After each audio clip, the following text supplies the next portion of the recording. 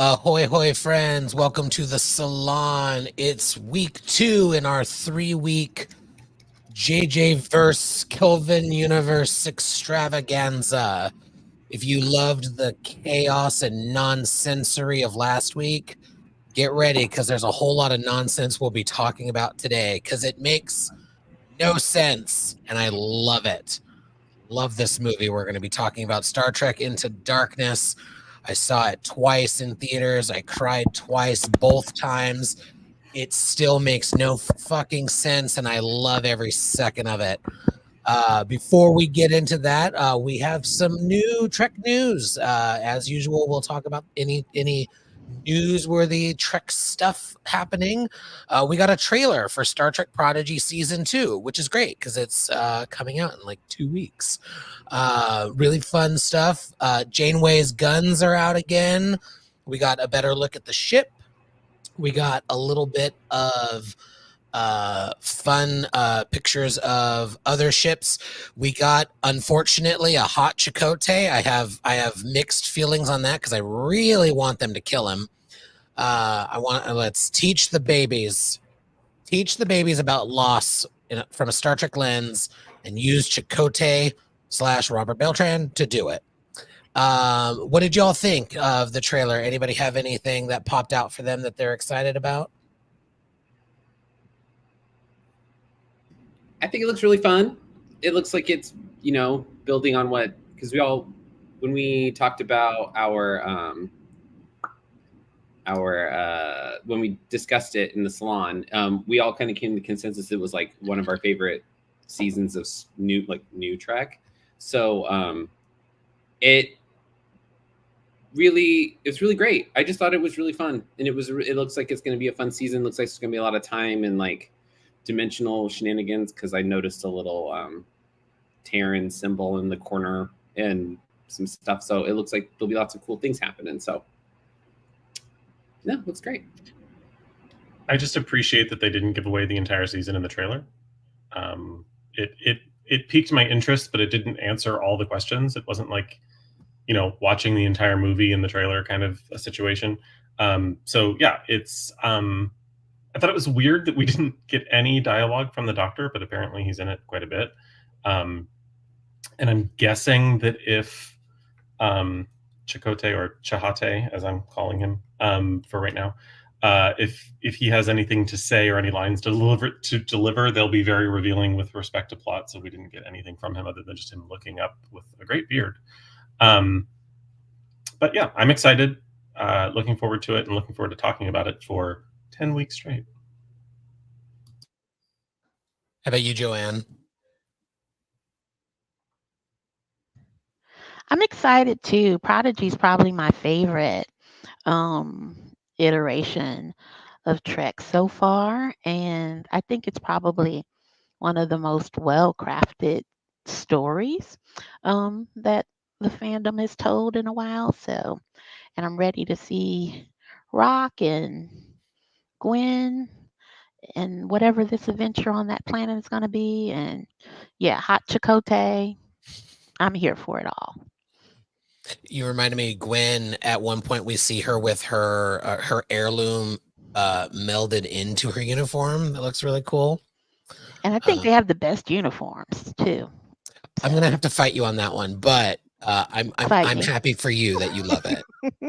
I love that I do love that we're getting yet another set of uniforms. So it'll be fun. All the cosplayers. How about you, Krista? What'd you think? I'm excited about it. I love that show. I think it's the best show.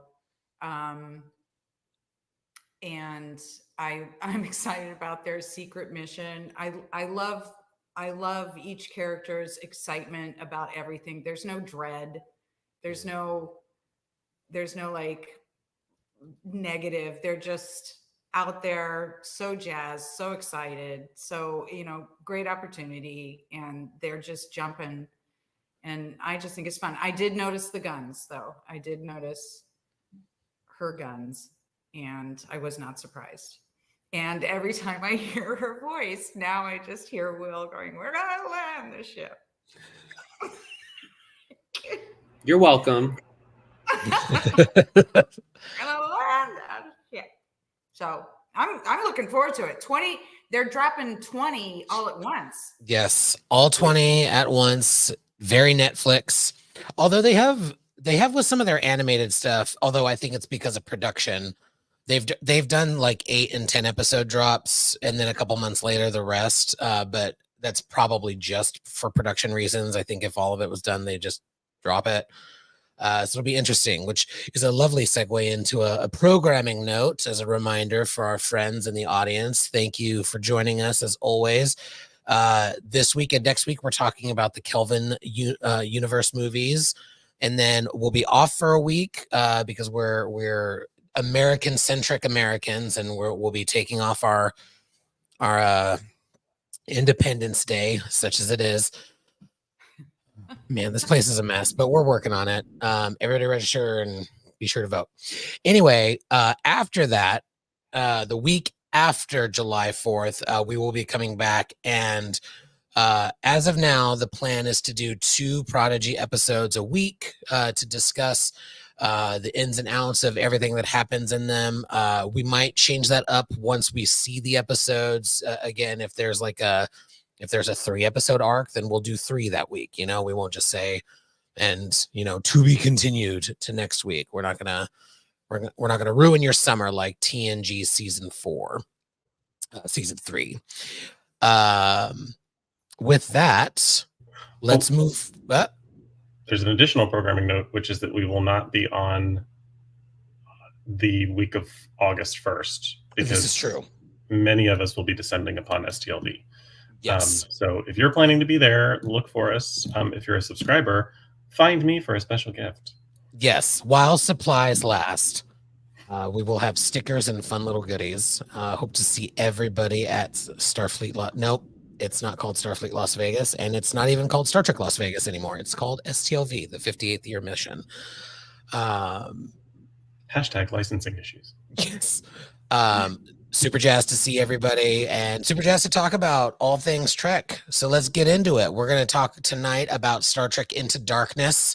Let's get into that darkness. But of course, before we do, we must always set an intention.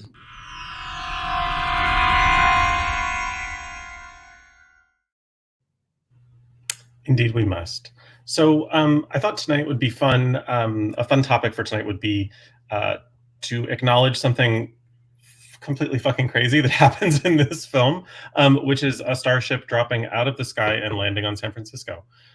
So let's just pretend, for the sake of funsies, that actually happened in the Prime universe. And instead of rebuilding Starfleet headquarters in San Francisco, they had to just relocate it, or decided to relocate it. I would like to know where my Saloners would like Starfleet headquarters to be relocated to.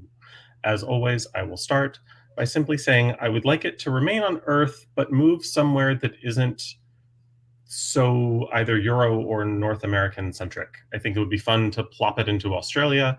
I think somewhere in Asia would be really cool. Somewhere that maybe wasn't as affected by World War III might be interesting. So let's, we've not seen much of South America, Asia, or Australia in the Star Trek universe. So let's leave North America behind. Let's leave Europe behind and visit some other fun continent on Earth that seems to be largely ignored in the Star Trek universe. I'm glad you expanded, because at first when you said not Eurocentric, like Australia, and I'm like, hang on, Eurocentric. There's a whole lot of Europe. Well, not a whole lot. One particular part of Europe that's all over. I'd like to think that the other cultures, including those that are indigenous to Australia, are more represented in the 24th century and 25th centuries. So that's why I called that one out. That, and the only time we've ever seen anywhere in that area was New Zealand, and it was a penal colony, which was a little bit obnoxious on the part of Star Trek writers to put a penal colony in or near Australia. Anywho, let's go around the room. We'll start with Krista. Krista, dear. I would plop it in, it's funny you just mentioned it, New Zealand. I like sheep. I see you've given this some thought. It's green, and they just you could just say cunt every 5 seconds It's and true. nobody is offended. True story. It's like, this is meet my daughter. She's a cunt. It's like, right, water off a duck's shoulder. Ducks have shoulders in New Zealand. I do New Zealand. I like New Awesome. Zealand. I love it. I particularly love the two most important reasons why. Joanne, dear, where are you putting Starfleet headquarters? So I'd take a cue from, I guess, all of the artsy fartsy schools and drop it like in the middle of a cornfield somewhere. I'll be completely self-serving and send it to Oberlin, right? Um, just so I can take advantage of that and be there. But I think it needs to be like just in a small town where absolutely nothing else is going on except like the academy or the headquarters or whatever it was. Yeah. So yeah, a cornfield in the Midwest. Love it. Will? When we came, only thing I remembered, like only thing in my mind was just Worf just going Minsk, like that. Just send it to Russia. I was like, fine. I don't know why it's the only place I would think of putting it, just because I thought it was funny. Just Worf, they like ask Worf, where would we put it? Minsk. Like, okay, just this frozen wasteland. Cool. That or I put it like in like a Nordic country. Like I would put it in like Oslo or like Iceland somewhere, like something really, someplace real weird. That's where I would put it, or Minsk, either way. But it would be like up north somewhere. Like Norman, I'm surprised no one has picked a different planet yet. But perhaps that will change. Fearless leader, maybe, maybe not. TBD. I'm of the mindset that Starfleet needs to be decentralized as well. Having all of your decks in one building, so to speak, that makes no sense. It's a good attempt. Yeah.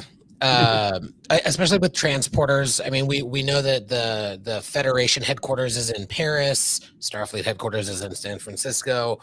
So I would say just decentralize and move things around.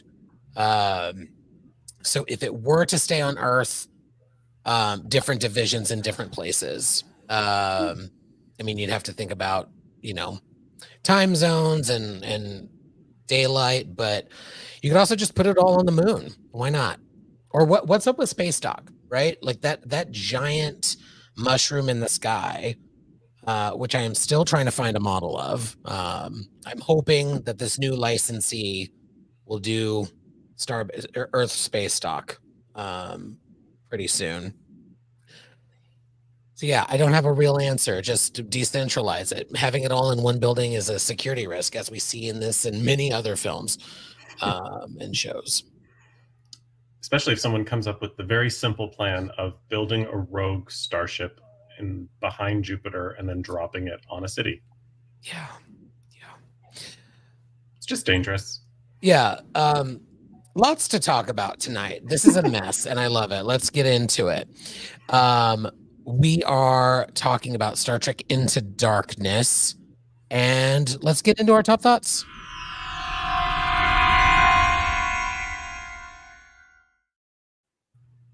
Okay, so like I said, I do love this movie. I saw it twice in theaters, cried twice. I cried when Pike died. I cried when Spock says, "Because you're my friend," just before Kirk dies. Also, spoilers for this now over 10-year-old movie. Nearly. No, yeah. Anyway, visuals are stunning. The cold open, as I call it, where they break the Prime Directive, which doesn't make sense. We'll talk about it. Was really cool seeing the ship come out of there. It made no sense, but it was stunning. He should have just been a different character. Like I don't like that he's Khan. I don't buy it. I don't like recasting what are supposed to be characters of color with white actors, particularly British ones. We don't need to colonize our Star Trek characters. Just doing too much. That said, I think exploring the evils within Starfleet is interesting. Marcus is an interesting antagonist, the true antagonist. Making Kirk actually earn his seat is nice because he didn't in the last movie, as far as I'm concerned. Yeah, there's just a lot. We'll get into it. I do love this movie. I love all Star Trek, but there's just massive plot holes all throughout it and things that just don't make sense. Like the transporter, like he could have easily just beamed onto a ship and then gone to Kronos, not transported to Kronos. Like it's just not a thing. But let's have some fun with it. Will, top thoughts? This movie is so, it looks great. Wait a minute. Speaking like- of looking great, I'm so sorry to interrupt. I totally forgot to mention the most important thing about this film is that it is starring one William Hart. This is true. I am an unfeatured, uncredited extra in this film. We can talk about it at some point. Blink and you'll miss was it, fun. but I wanted to acknowledge that. Sorry, get back into your top thoughts. Yeah, it paid for my move to Berkeley to go to school. So, yeah, this movie is a fucking mess. Like it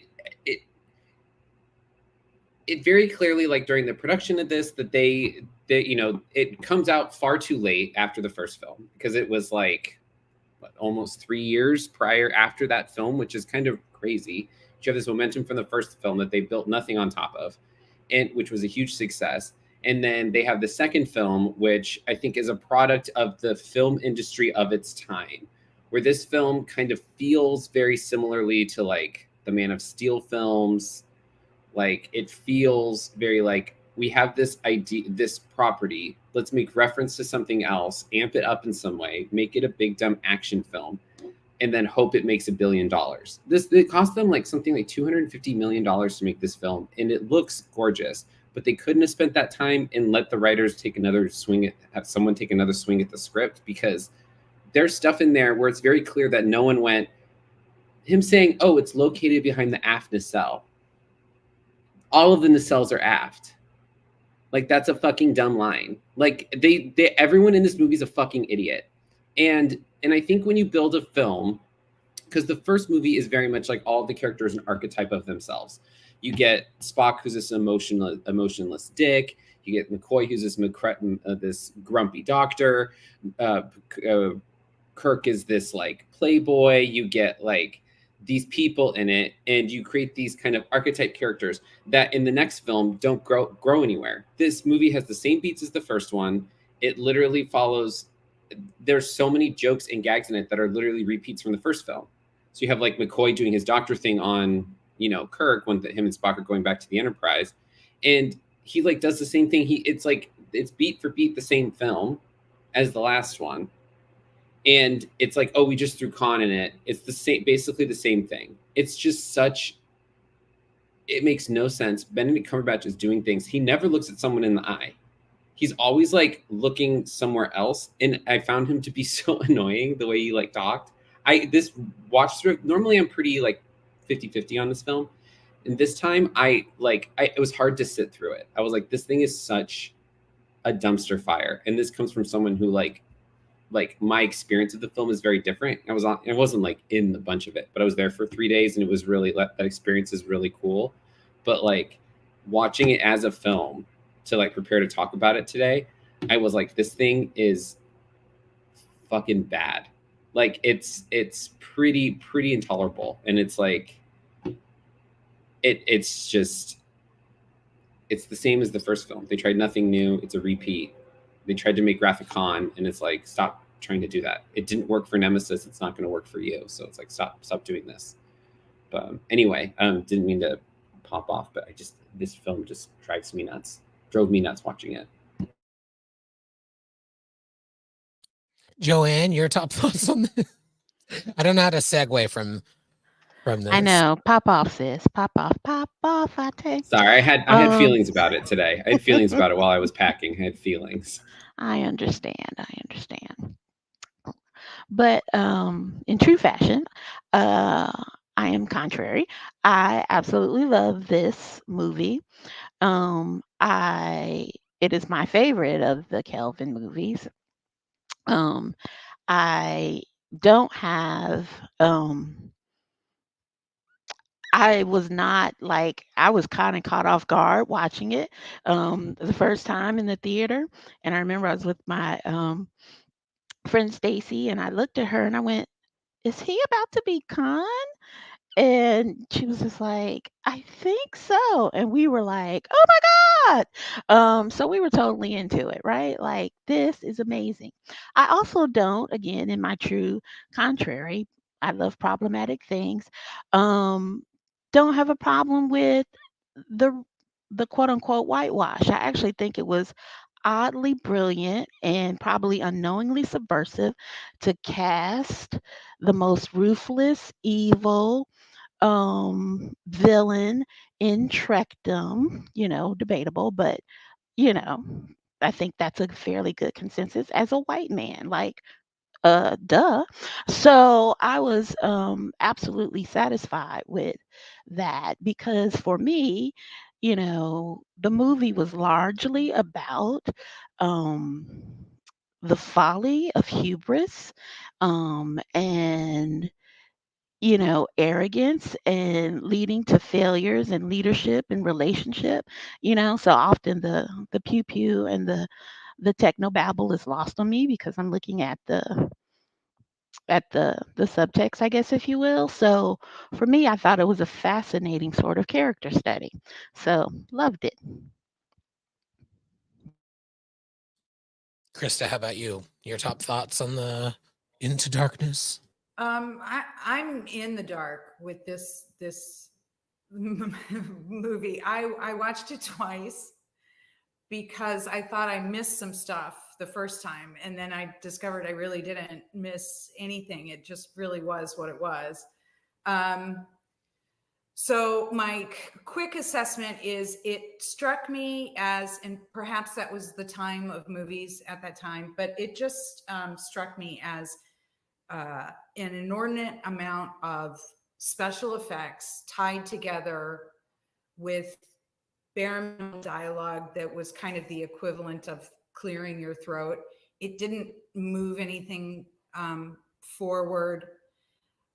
So overall, I just felt like I was just watching a lot of explosions and I wasn't really getting anything out of that. Second time I watched it, um, I I I liked I liked the first scene, and I considered it sort of an addendum to the Kobayashi Maru of the first movie, where it's like, again, he is going against the grain. He is very righteous, and being sort of called to account. Pike coming at him for it.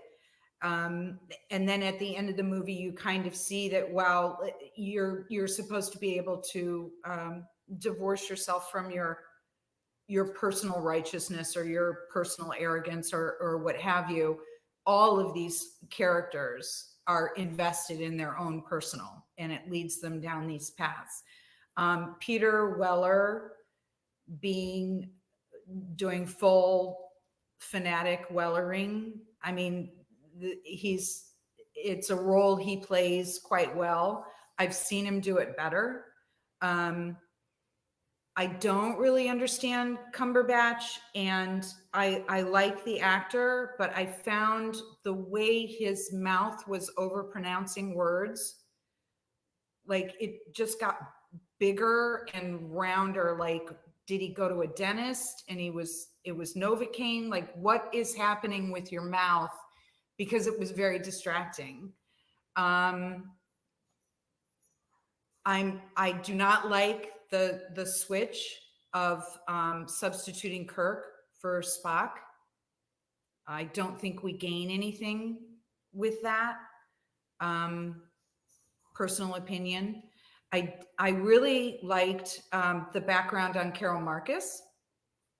I'm not a tosser, so I don't know if that's canon, but having kind of a warmongering, fanatical, powerful father was an interesting addition. But overall, I felt like the way the characters were portrayed, as Will said, it was just kind of a series of jokes that had already been done before, and they were kind of wildly unprofessional in the way they were behaving. And I'm having difficulty with the Pike of Strange New Worlds, knowing how he's going to die, and this Pike in this different universe not dying like that at all. Like it's confusing for me. So I watched it twice. I won't watch it a third time. And it is, to me, the equivalent of Nemesis. It made a lot of noise, and it was visually great. I mean, dread not glass, dread yes over here. I say dread yes on those. Some of the things I was like, this is wild. I love this, but overall, it's not something I would watch again. It didn't go anywhere to me. It felt very hollow to me. How cool would it have been if there had been a logical reason for submerging a starship in an ocean, other than to just give us the visual? Like, it was really cool. It just didn't need to happen. Like, why was it there? If they could just beam down and monitor these people, why did they have to submerge their ship in an ocean? It didn't make it. This makes no sense. And I felt like that happened a lot with this movie. There are a ton of visual things that I absolutely love, that just don't need to be there necessarily, or don't work within the plot, but they're still beautiful. Pardon me, including Starfleet wetsuits. That was fun, but again, totally random and just built because we had to submerge a starship because JJ wanted to see a starship rise out of the ocean, I guess. And then fall through the clouds and then rise through the clouds. And then like, it was just lots of, where can we put starships in a 2-hour time span? It sounds like I'm being very negative about this film. There are things I really, really love about it, including, I thought it was a little bit on the brave side to try to take on the Kelvin version of what is certainly a fan favorite of films for the TOS films. Like that was an aggressive move on the part of everyone involved. So I give them credit for taking the swing, as Strange New Worlds is so fond of describing themselves as doing. There are a couple of other things that I really enjoy that are super minor, including I'm a huge Aisha Hines fan, and she plays the replacement navigator when Chekhov goes down to engineering. The character's name is Darwin, but I don't think that's ever said on screen. So just seeing that actress was kind of tickled me. The Khan piece, I would have perhaps made a couple of different choices with. It doesn't bother me so much that they were redoing the Khan story. I appreciate and hadn't thought of Joanne's perspective until she shared it, and I'm kind of enjoying it. But I think my take might have been, or my suggestion, had they asked, they didn't, shocking, would have been to perhaps make him a member of Khan's crew, but Khan died. So in this universe, the one that takes over was just a different member of Khan's group, and Khan himself wasn't reanimated and didn't survive. Or that same thing kind of happening, but because of what I will just loosely describe as the cult of Khan, the following of Khan, there could have very easily been a "we are all Khan" sort of element to this. Like, it doesn't matter, whoever's in charge is Khan. Yes, there was a Khan Noonien Singh, he died, I'm in charge now, but Khan Noonien Windsor. All of those who are of Khan are Khan. I don't know. I'm huge leap here, but I'm the captain now. I'm the captain. Right? Yeah. Exactly. No, there were ways to make that less abrupt, I think, and that would have been really fun. I was super creeped out by the gray uniforms. They were just a little, I'm just going to say it, they were a little Nazi German for me. Like it just sort of, the look scared me, and I was like, what is happening to Starfleet? So, you know, maybe not do those. The Carol Marcus of it all, I also really enjoyed. I liked that she got more of a backstory, that she wasn't just a brilliant scientist who was in love with Jim Kirk. You know, the end goal always being, what are they to Kirk? The fact that she was integral to the plot was lovely. It was stomped on by that really, really, really inappropriate scene of him staring at her taking her clothes off. I did like the name drop of Chapel. So yeah, there were things I loved, things I didn't. I didn't think we needed a rehash of one of them dying and surviving and being brought back from the dead. And it doesn't really make sense that it was Kirk. And it also gets sort of undone with the whole, okay, so did we just defeat all death now? You just need some blood from an augment and you can make everyone live forever. I don't know. Had some weird implications that I don't think they really thought of when they decided to make the movie. Which is not surprising coming from J.J. Abrams' film. Anyway, those are my top thoughts. Yes, I appreciate J.J. reinvigorating the franchise, but woof, he does like to repeat things. One of my favorite one of my favorite non-Trek shows is Alias, which is incredible, and it kind of went to shit when he left, and then he came back and fixed it. But yeah. I think Will made a really good point about this feeling like another retread of 09, and you know, his first Star Wars movie was basically A New Hope, but 30 years later. And I don't mean to shit on him. It's just lots of the man can make a film, and Yes. I will say something about his films. They're paced brilliantly. Like Yes. Into Darkness is 2.5 hours and it flies by. Yes. But like, the man can make a film. Can he write and develop a story? No, not at all. Not at all. Yeah, I think it needed another pass. But let's get into some of the details. Let's talk about what I referred to as the cold open before the blaring theme, breaking the Prime Directive. We can all agree that the Prime Directive is stupid, right? Are we all on board with that? At least in this case. I just have questions about it. Like it's got to be at least a couple of volumes of text. It's not. It can't possibly be the 3-sentence rule that we always hear about. Right.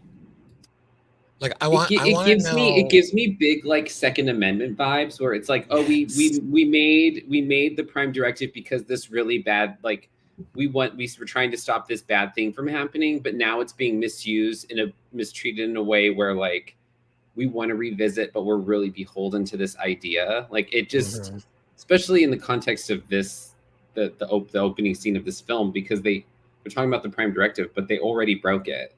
So Right. it's like, fuck it, who cares? Like, right. Yeah, it seems wild to me that the Prime Directive would also say, yes, let this planet get wiped out. Like, why? That like, I'm not saying reveal yourself and like share technology, you know, not to evoke the other franchise, but I like the rule that the Union in the Orville has. Once someone starts communicating outwards and saying like, hey, we're here, what's up, they'll say hello, make themselves known and open up a dialogue. They don't like go and start to mess with them. But that makes sense to me. Like what we don't see in Star Trek is, what do the other great powers have? For example, like the Klingons, like they don't have a Prime Directive like this, right? The Romulans don't. If they're meddling with all of these planets, what's stopping the Federation from stopping them? Like, what are the rules? What are the rules? But it brings into question the idea of righteousness, which was throughout the entire movie. This idea that if you think it's righteous, then it's righteous. But what's righteous for you is not necessarily shared by everybody else. So the Prime Directive serves as the thing that, you know, they look at it and they go, well, you know, we're first do no harm, but you do harm. It's so Yes, I you mean, do. you break it all the time. So it's like, it's arbitrary. And I think that's what was nice about that scene, was that Kirk was like, you know, give me a, he was basically just sort of looking at him, you're telling yourself a nice story, but this is the reality of it. And this is what we do. And everybody's going to be fine. And it's just kind of righteousness busting up against one another. It's a deep dive, but Yeah. I had No, better that makes points to sense. make, but then my dog started barking and distracted me. It was going to be brilliant and poignant, just as Krista was talking about righteousness. It was perfect. Will, you were going to say? Yeah, I think you're saying about like being righteous. It's like, oh, they're visiting this planet and they realize this volcano's going to erupt that's going to kill off everyone on the planet, right? So they went, oh, we can save it, so we should. And it's like, but what it's the hubris end of this that like Joanne pointed out about this movie, that like it's a nuance that I wish they would have explored a little more in the script. Like it could have really gone through like another rewrite to really pull that theme out, because watching it I go, what's so special about these guys? Like that really sick yellow scarf they're wearing, oh, that's fucking sickening, but like that color's incredible, but why save this one planet? You were there to watch it and observe, but like why would you want to save it? And it's because like Kirk was probably like, I can save them, so we should. So it feels like that, like is that hubris of it, but we don't get that. It just opens up with them running. They kind of bury the theme with this kind of dumb action scene where it's like, okay, and then we get a cool shot of the Enterprise coming out of the water, but it's like, how much water do you have to displace? Like you probably flooded a whole village, and primitive villages live on the coastline, so they probably like, in sinking the Enterprise, probably created a massive tsunami that probably killed off half of the people already. So it's like, why did you do that? I don't know why you needed to sink the ship when you could have just stayed in orbit anyway. Yeah, the ship underwater was weird to me too. But I actually think, insert headcanon here, that it was Spock who was the motivator for this. I think, you know, because he's all in his feelings all over this, you know, and he's just seen Vulcan die, and he's just like, I'm not gonna let this planet die, you know, so I'm gonna put the red matter or whatever it was into the volcano, and I'm gonna save it because I think, you know, he was in his feelings. And this whole movie is kind of about, you know, folks who need to do their they need to do their personal work, right? Um and they're working it out on in inappropriate ways, like well, I won't go into personal examples because I could, but yeah, they're working it out on the wrong people, and they probably need to be in Counselor Troy's office. But I think Spock was kind of the motivator for that. Like, the senseless planet killing has got to stop. So, And what a lost opportunity to really tie in the cold open to the story. So we actually get a reason for saving all these people. Kirk was ordered to do so by Admiral Marcus, because at the end, when the Enterprise takes off, you find out that the Botany Bay had actually crashed on this planet, and had the volcano erupted, all the augments would have died. And the whole idea was for Section 31 to get the augments and use them for blah blah blah blah blah blah. The fun part of this little mind game that this cold open plays is we're worried about breaking the Prime Directive while breaking the Prime Directive.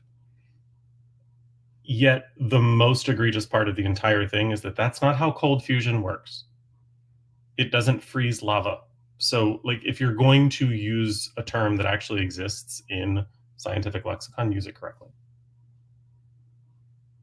Yeah, that felt very like Twitter misusing phrases, which is happening a lot lately. I got the "that's not how any of this works" vibe the whole time I was watching it. Anything else on breaking the Prime Directive? No, it just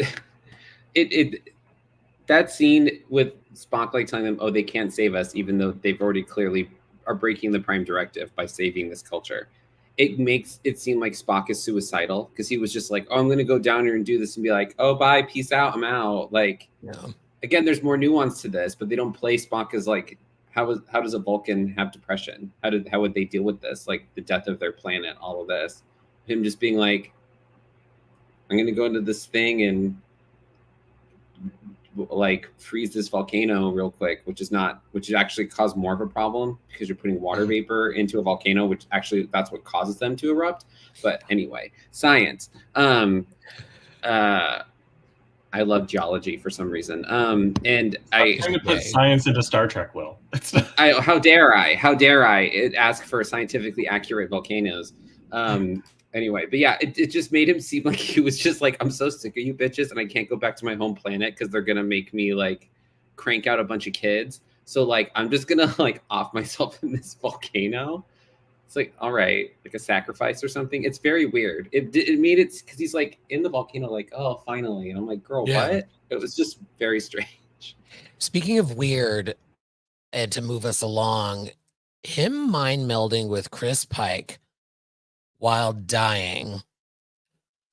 I thought surely he's going to say, I was trying to keep him calm, or I was seeing if I could help. Nope. I was just curious about death. So I mentally maybe R-worded this person as he was dying.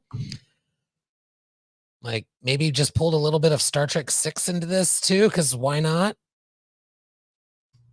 It was too much. It was too much. It was too much. And just like you're how old, and you're like, okay, listen, everybody deals with their own mortality and deals with the concept of death differently and accepts the fact that they will one day die as well. I don't know what it's like to have my entire home world destroyed, but I would imagine it would make you think about death all over again. But the leap from I'm super cognizant of mortality, I'm mourning the loss of an entire world, I wonder what it feels like to die, and then just like what? Like what? Why are we there? That never made sense. It still doesn't make sense. It makes for beautiful. It makes for a beautiful story later when he's actually talking about the fear, when he's actually talking about what Pike experienced. But could we have given us a better reason for him to do that? Perhaps he was trying to save Pike's Katra. Like I don't know. Give me something that makes that make more sense other than just I'm a little curious, so I'm just going to steal your stuff in the middle of you dying. And I'll do it while you're dying because then you can't argue about it. Like it's just the loss of agency is weird and creepy, and it's just oddly it just happens not organically.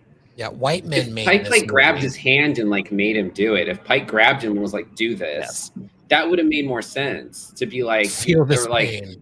Yeah, or like I have to tell you something and then try to do it but can't get anything other than this reality. But like again, this nuance we're not getting. It's just like he just goes, oh, I'm gonna. Yeah, because Pike saw Kirk being overly bitchy about Spock following the rules, which he already knew Spock would do. So him being like, no, I need to tell you something. Like you and Kirk need to make up, get back together, go on and kiss. Yes, you know, those boys are dating. The way he runs off that bridge when he hears Kirk die is in the reactor. Those men have explored each other's bodies, and I for one would like to see it. Yes. And that's what I thought. I thought he was mind melding with him to like he was going to do it with Kirk. Like, like I know this is like your father figure. So I wanted, I touched his mind so that I could touch a piece of yours. No. So that you would know that he loved you or, whatever, father. Surrogate father. I'm sure that wasn't the type of head that Kirk was thinking of. So I did think it weird when he was just like, I was crazy. Push the I was button. curious. Push the button. I don't even know which one. All of them?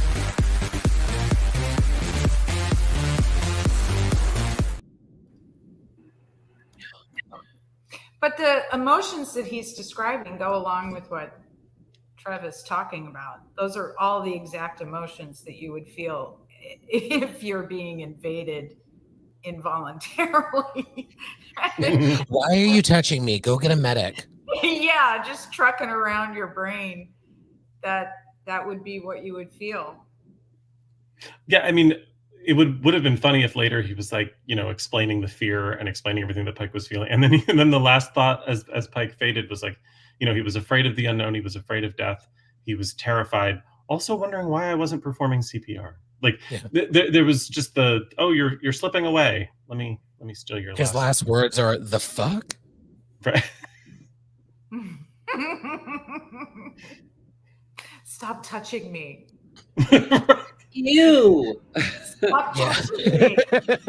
Ew, gay. Touching me. Ew, gay. Yeah, like Pike is very homophobic.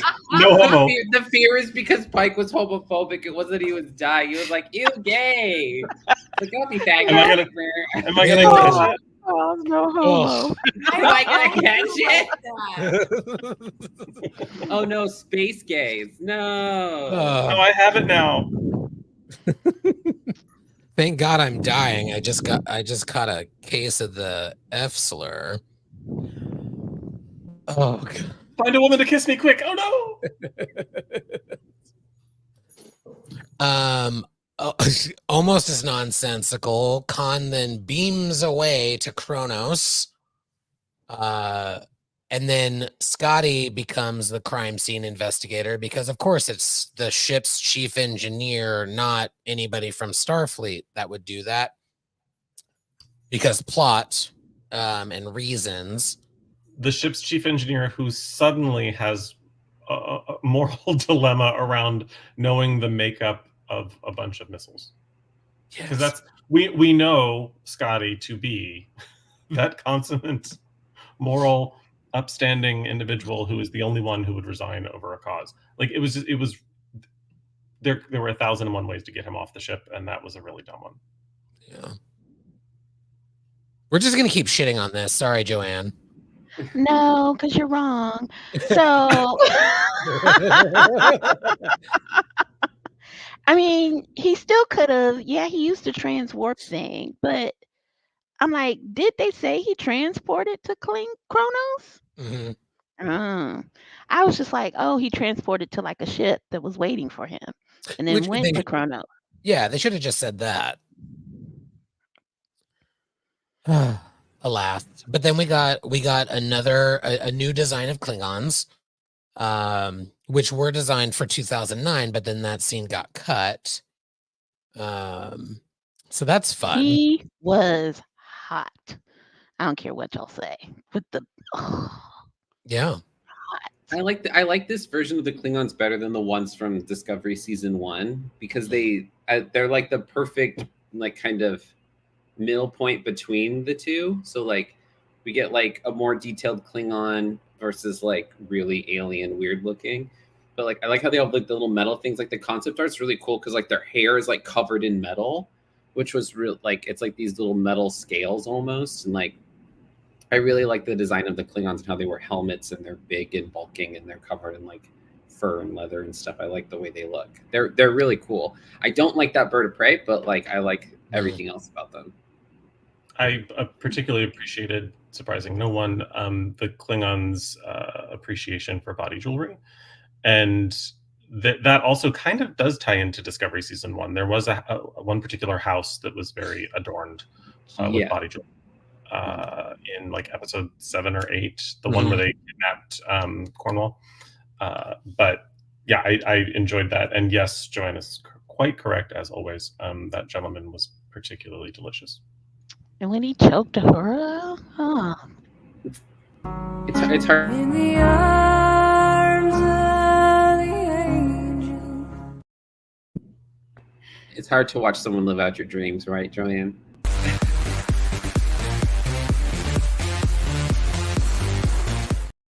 All of them. Thank you. I feel like I need to throw in a gratuitous no means no. It's no means no. That's right, kids. If you're just joining us. Kids at home. Consent. Mm-hmm. Star Trek doesn't know her.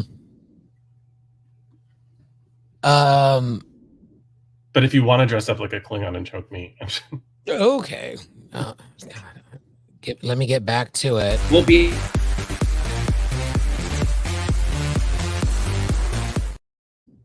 It's a joke. at I'm SLV. We can make taken. this happen for you. It's a joke. I'm taken. But if my husband wants to dress up like a Klingon, joking conversation. Make that happen. All right, so it's Khan, everybody.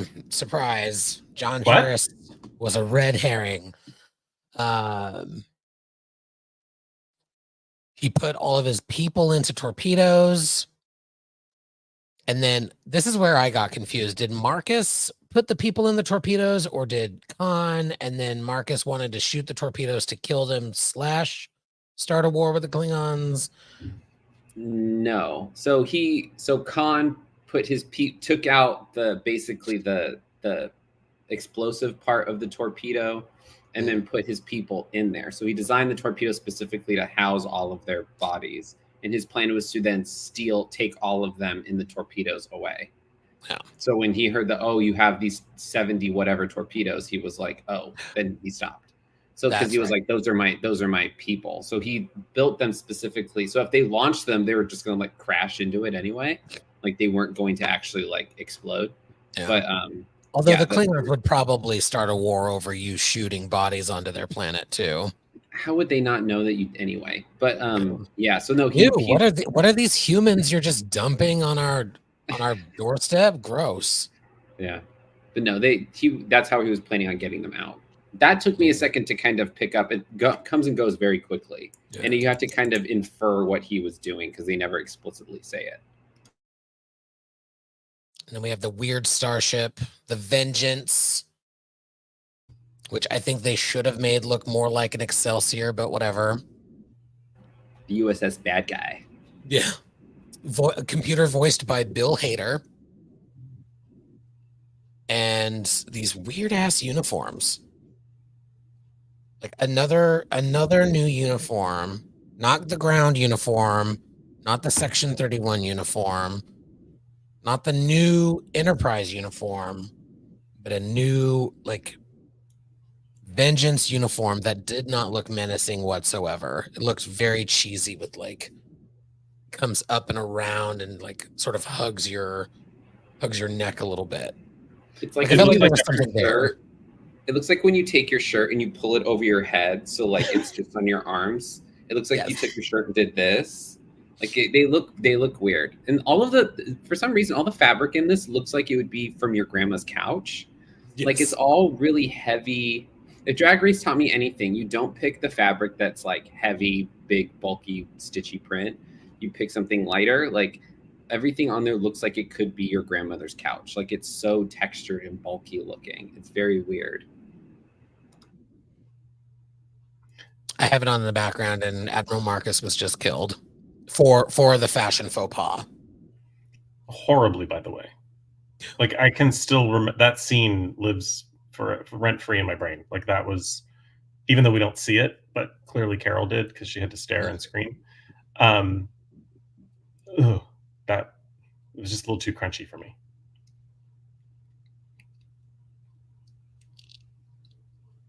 Benji agrees with me. Yeah, random. The crunching, yeah. Mm-hmm. Also, question about that ship. Like it's beautiful, but why is it so big and there's only like 10 people on it? Mm. Also, that's what it was designed for. It was designed for a minimal crew, as little as one. So make it smaller. It's a fighter. It's a fighter, not a lover. But I guess some like it big, so maybe it is a lover. I mean, after watching Klingons are size queens. Your father's head gets squeezed like a nut. What do you want to do? I don't want to go to Disney World. Sometimes you feel like a nut. I want to go sleep with Kirk and have a love child. That's what I want to do. That's Carol Marcus right there. Traumatic experience. Let's fuck. Which begs the question: is there a David Marcus in the Kelvin universe? Somehow I don't think so. I mean, Kirk was into her, I didn't get the impression that she was that into him like that. Like, I don't know. She was just like, I want to play with the guns and whatnot. So I want to play with the guns. I want to play That with was your it. gun. Yeah. It was an interesting twist, making her sort of a munitions expert instead of a brilliant biologist. But I mean, many would argue that the Genesis device was a weapon. those people would be wrong. That's actually what I thought was going to be in the torpedoes, that she had already, they like. Just plants. She's like, the whole aha, thing. joke's on you. Oh, it's the Genesis inside 72 of these things. Nope, it's just some It's just crew. the garden center at Home Depot, all smooth. Yeah. The torpedo. I'm telling you, none of it made sense. I was like, just wow. Okay. Yeah, the dialogue that like Khan has around the ship is crazy too, because like a dreadnought class, which a dreadnought is not the name of a class of ship, it is a designation, which is weird. He goes twice as big, 3 times the speed. And I was like, okay. And then it's just like it's so impossibly huge, and it's like, how did they hide this? Right. Like this thing is it's bigger than San Francisco, and they're just like, oh, it's just hanging out on a moon. No, they covered that. They said it was like in a hangar at Section 31. It's like, but they're like, oh, this 31 giant is fucking the catch-all hangar for shit that cannot be explained. Out by the moon of Saturn. Space, it's very dark. I will say, I do like all of the little weapons on it. Like, I do like how it's got weird weapons. Like, it's got that little like probe that it launches that fires a torpedo, then smashes into it. It's got those weird guns that apparently are rail guns that it launches like a bullet at warp. Yeah. So like it takes like a bullet, like a whatever the equivalent of that is, and then like launches it at a ship at warp speed. Like gets it to warp to hit it. Which is how it gets past shields. Yeah. Which is like cool. I was like, oh, that's cool, but we don't ever hear anything about it. But like, and this crashing to Earth is really fucking cool, but like they were so far away. Like, oh, we got caught in Earth's gravity. No, you didn't. Just get pushed into it. Well, that scene doesn't make any sense either, because how could they have like, oh, they dropped out near Earth, right? And then clearly there's 2 ships fighting each other, and no other ship in the area surrounding Earth, surrounding Starfleet and Federation headquarters went, we should go check out these fucking explosions that are happening over here. Like no one was like, oh, don't go do it. Oh like, no, we're just busy. Sorry. Well, yeah, the it's just question is, did it collide with the Klingon ship that's already at the bottom of San Francisco Bay? But that hasn't happened yet in this universe. That's what but so the ship itself hasn't happened yet. Mm-mm. Yeah, that. Oh, are you talking about when they? Oh, that's a different universe too. Bounty. About Star Trek 4. Yeah. See what I'm talking about here with the different units. It also happens. If it did happen, that actually happens like 40 years later. It doesn't happen right then. Oh, that's right. Chris is giving me Janeway time travel vibes right now. Oh yeah, no, it does. Yeah, it's very like tomorrow. This fucking sucks. That's the one thing I love about, not to segue, but like that was the one thing I love about like Janeway in the episode Relativity, where she was like, they were like, oh, you can't talk to Janeway because she doesn't give a fuck about the temporal prime directive. She's just like, what the who fucking cares? She's just like, fuck off. I love it. She's like, no, tell me what. I don't care if it's from the fucking past. She's like, she's like, I'll just fuck with it. Like I love that about her. She's just like, nah, time travel. Yeah. Will, you have a request in the chat. What? You have a request in the chat from David. What did I say? What? Land? Oh, you could fuck the temporal prime directive.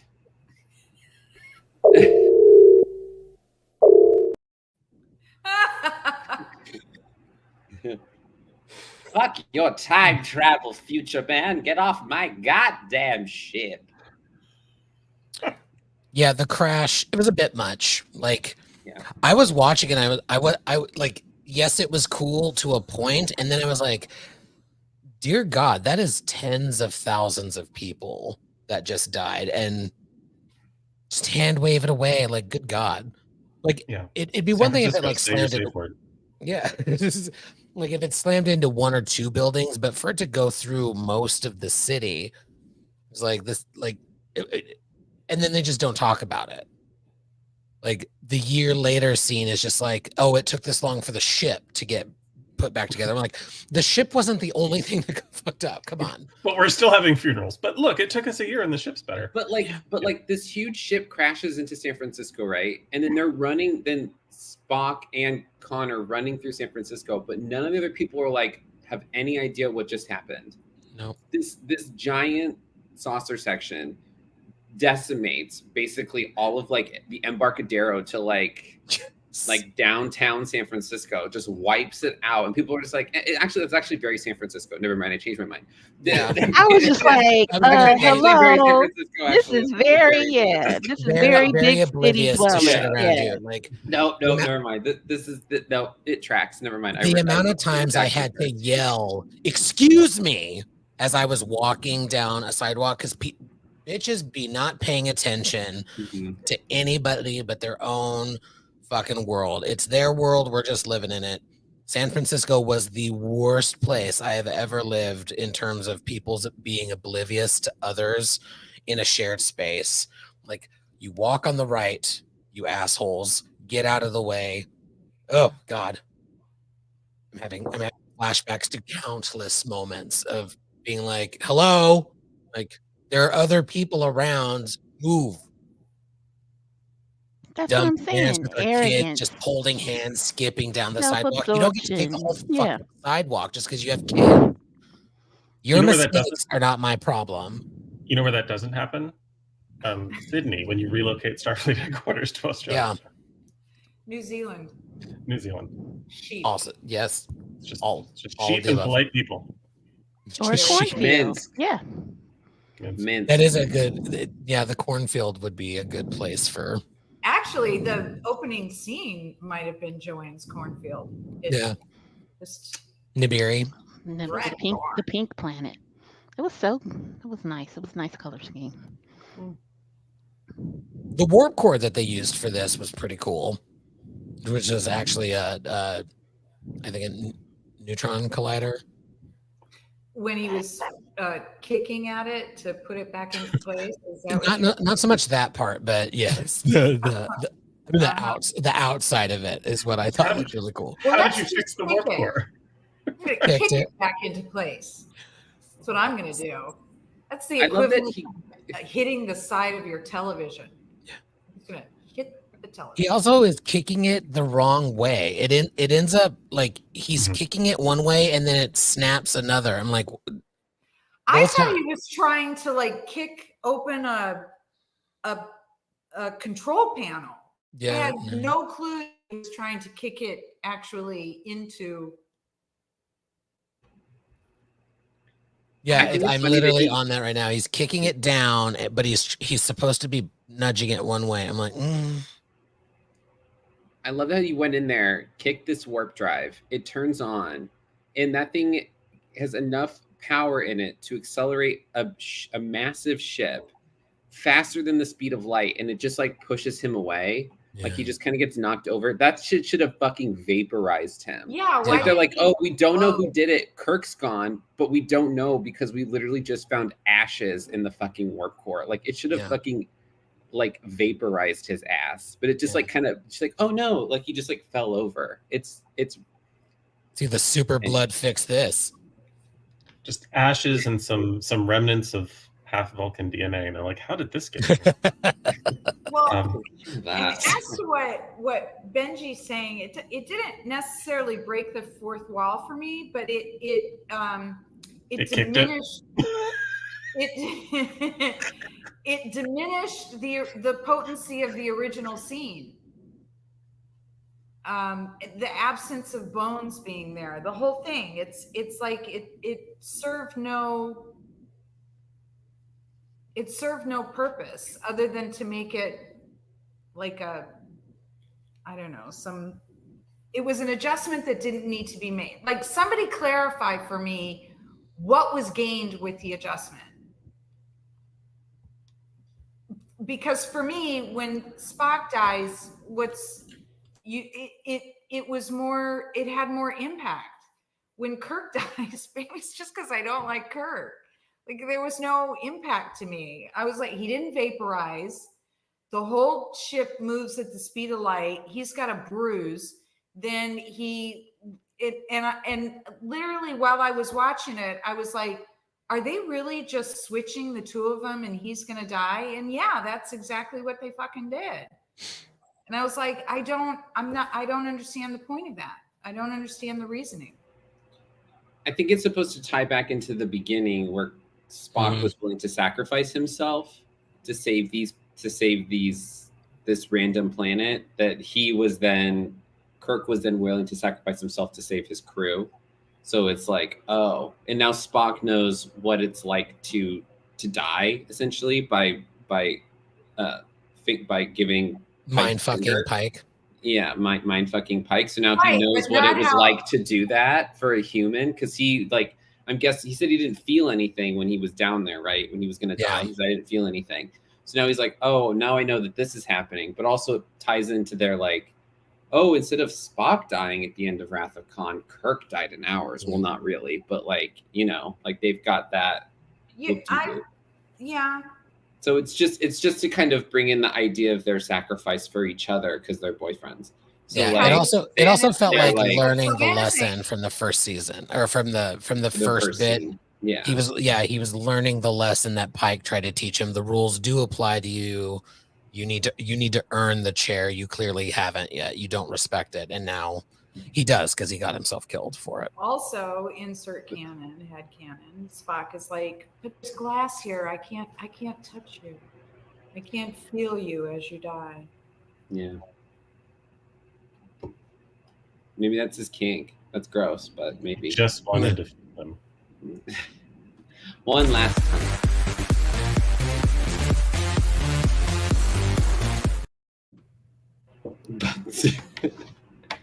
Khan. I mean, we're making all the jokes, but they can both get it. Yes. True. I can vouch they're even more handsome in person. Both of them. Indeed. I would have lost my mind being that close to Chris Pine. The problem is too, he's also a lovely man. Like, he was so nice. You can tell he's nice. Oh yeah, he's the best Chris. Like, he has emerged as the best Chris. There was subtext enjoying just saying, you can tell he's nice. Oh yeah, a gentle lover. Yeah, a gentle lover for sure. But no, he was really lovely. Yeah, it standing there just like, God, you're really hot. Like just like, God, you're attractive. Just like try not to keep. So like anytime you're standing next to him, just like not stare at his face. Be like, what is it doing? I don't know. I can't be around that. It's too much. And those pants. Tight. All right, y'all.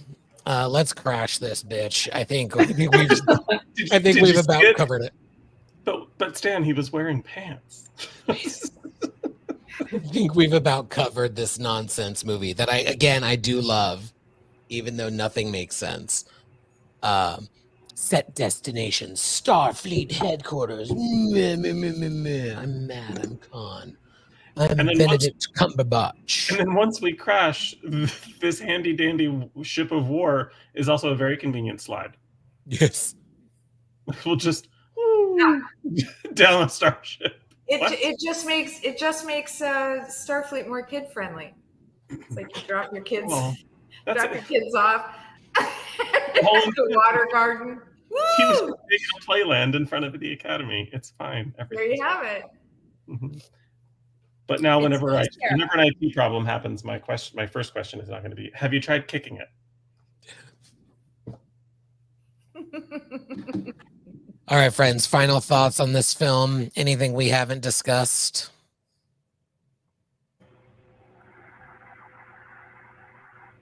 Yeah. Trevor, give us the tallies, please, and thank you. You're welcome. There were 4 problematic gay alerts. Kind of proud of that. in a relatively short episode of the Salon. 2 cannon alerts, 1 tosser alert, 1 problematic ally alert. Will landed the ship once. 500 bonus points to Joanne for those pants. And 1,701 bonus points to Will for being in the fucking movie. Yes. I did it. Star of the movie, William Hart, everybody. If you find me in the film, good luck. I wear a blue shirt. I will actually watch it a third time to fucking find it. I will say Good luck. I do slide Yeah, down a that's hallway, slow-mo. but I think watching this, I think they replaced me with a woman's voice, which is very funny. I think it's a woman's Accurate. scream, but I think that might be me. And then I'm at a point where like after the ship crashed and they look at all those people who are watching it crash, I'm like one of the people in the background. I'm wearing like a weird jacket. Finally, I was in the trailer. I received I'm another like, check because for being in the fashion, trailer. right? Yeah. No, speaking of fashion, though, Zoe Saldana's going to parlay with the Klingon's jacket. Yes. And her Her hair. whole I also, look was her hair was nice. I'm glad you brought that up. I forgot to mention Fire. Uhura in this film. She's the heart of the film in a lot of ways, and Zoe does an incredible job. Almost saved it, but then didn't. And on that note, Have you tried kicking the movie? Have you tried kicking it? I want to thank everybody for joining us on this slightly abbreviated version of the Salon tonight, talking about Star Trek Into Darkness. We will be back next week talking about Star Trek Beyond, and then we'll be off for a week, and then we will be kicking off 10 weeks of Star Trek Prodigy. Be sure to watch Prodigy on Netflix now, season 1. Catch back up.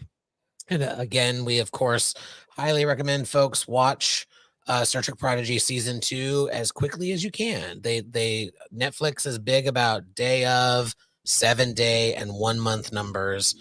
So watch it, put it on in the background. The best way to get more Star Trek is to watch the Star Trek they give us in the meantime. So please do rewatch season 1, watch season 2 as soon as you can. Trevor has a thought I can tell wants to get out. We highly recommend watching season 1 and then watching our review of season 1. Yes. Which was several episodes ago. It originally aired in January, but it's if you're watching this, it's down there. And it is a fun chat with Aaron Waukee showing up in the chat and answering some questions. We asked and could not get him to confirm nor deny that they were going to kill Chakotay, but the request is in. So fingers crossed on that one. Y'all, thank you so much. Can't wait to see you all next week. Until then, live long and prosper.